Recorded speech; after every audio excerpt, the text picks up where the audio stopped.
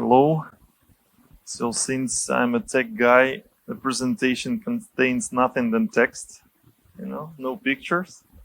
And I have like 10 minutes to talk about like how companies in real world can participate in DeFi, because yeah, it's a cool world. But right now, the only way for companies to participate, like almost only, is to buy some assets and speculate. So basically, at all the events, a lot of people are convincing to investors to buy their tokens and hold or invest in some way. But there is another way how companies can participate in the future or now. It's not an easy way. It's not as easy as just buying the tokens, but it's much more sustainable long term. So this kind of list is contains some like actions that we usually recommend our clients to think before they want to launch something. So we are a software development company. We sell products, we license, we do consulting. We don't do trading, investment, or mining or something like that. But yeah, we launch turnkey solutions. And when someone comes and says, "Oh, I want my NFT, whatever, to be somewhere, or I want my token or this and that," I usually try them to think about like what assets make sense to tokenize. Because you can issue a token for a coffee machine. It will be no different from Binance token, actually, by mechanics, etc.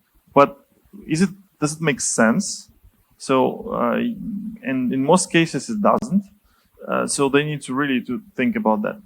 And the second, even if some assets are worth tokenizing, they need to talk to lawyers before they talk to developers. Not because lawyers are more expensive, but because there are many risks in tokenizing assets, especially in KYC AML. So when companies sell products like services in the real world, that's already kind of regulated and people understand how it works. But if some asset is tokenized, it could be potentially sold to people like anywhere, and obviously traded. And some innocent assets like loyalty points, if they start to be traded actively on some exchanges, they could be considered some financial assets, and different regulations will apply, especially if you're selling to US citizens.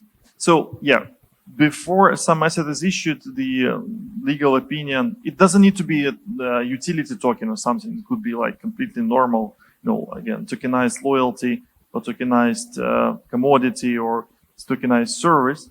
But anyway, this is super important.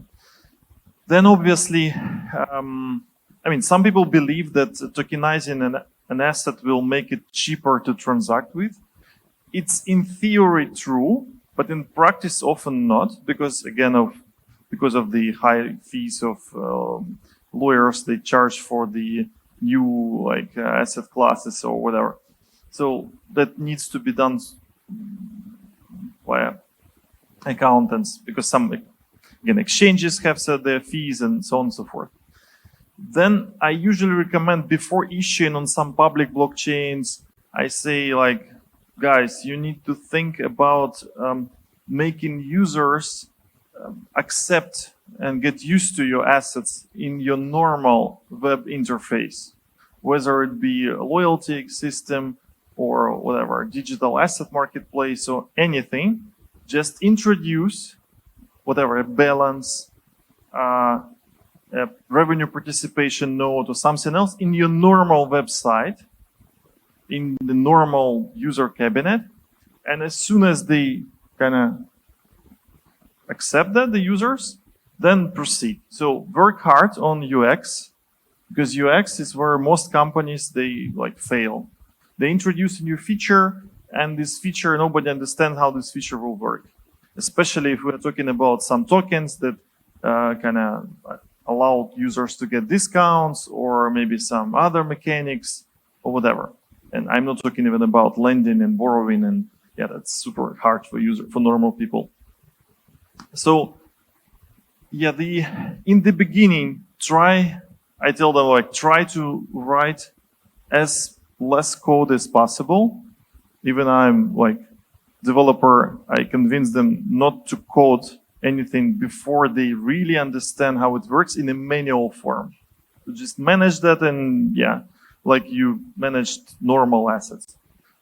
Then as soon as everyone, the users and admins, got used to managing these assets, then you can go and try to add assets in some crypto wallets.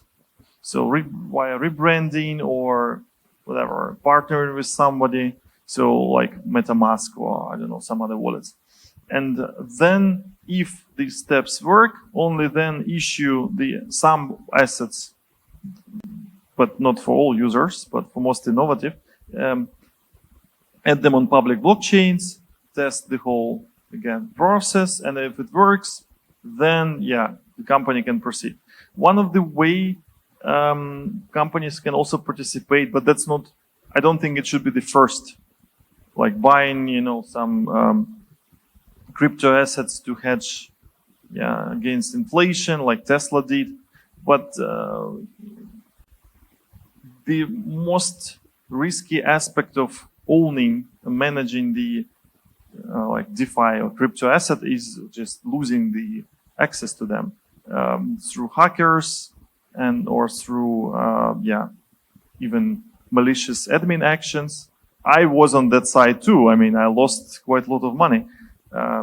So that's, I guess that for people who don't understand how the private keys work, that must be, a big thing. In some cases, people use custodians, in most cases, yeah. And they trust like some exchange to store their assets. But that's kind of also, it has different risks.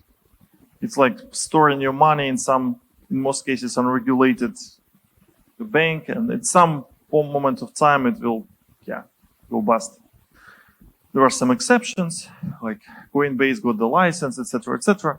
But still, there are also risks. And then, as soon as company got used to key management, etc., they can go and proceed with tokenizing own shares or revenue participation notes to get capital from DeFi platforms. But I guess if the companies go through this, they will be right on the next crypto summer. So like in a few years.